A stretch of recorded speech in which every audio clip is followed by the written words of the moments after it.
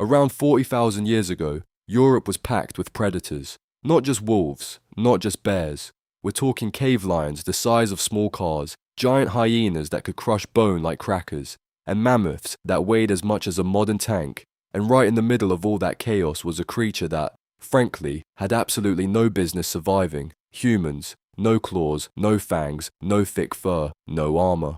If evolution was a school playground, humans were basically the kids showing up in sandals while everyone else brought weapons. Yet somehow, we didn't just survive, we won.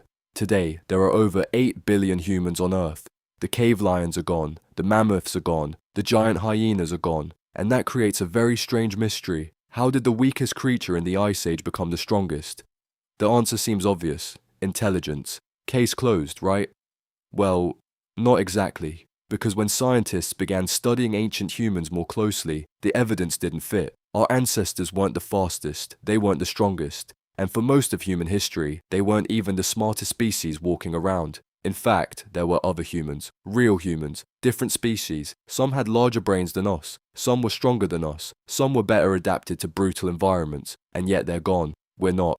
So what happened? What made our particular branch of humanity survive when so many others disappeared? For years, researchers thought the answer was simple: tools. Humans made tools, problem solved. But then archaeologists started uncovering something unexpected. Other human species made tools too. Neanderthals made tools, Denisovans likely made tools, even much older human relatives were shaping stone long before modern humans appeared. So tools couldn't be the entire explanation. Then maybe it was hunting. After all, humans became incredibly successful hunters, but there was a problem. Compared to almost every predator on Earth, humans are laughably underqualified. A lion can sprint faster, a wolf can smell better, an eagle can see farther, a bear can turn you into a cautionary tale in about 3 seconds. Humans possess none of those advantages, and yet ancient people hunted animals far larger and far more dangerous than themselves. Mammoths, woolly rhinos, giant deer, massive bison. Creatures that could kill a person with one bad decision. And if you've ever seen how many bad decisions humans make on a daily basis, that should have ended terribly. But somehow it didn't. The more scientists investigated, the stranger things became, because the evidence suggested that humans weren't succeeding despite being weird. They were succeeding because of it. Our survival wasn't built on strength.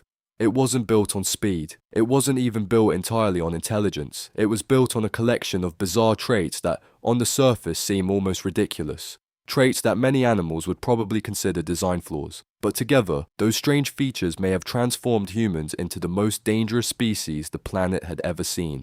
And the first clue was hidden in something so ordinary that most people never think about it. Sweat. Lots and lots of sweat.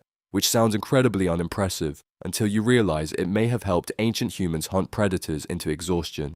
Most mammals cool themselves by panting, and that's a problem, because panting works best when you're resting, not when you're running for miles across an open landscape. Humans evolved a different system. Sweat, millions of tiny cooling units spread across the body. As sweat evaporates, it pulls heat away.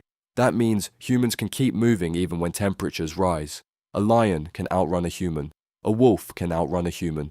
Almost every animal can outrun a human, for a while. But if the chase lasts long enough, the advantage starts to flip. The animal overheats, the human keeps going, hour after hour, step after step. This is called persistence hunting.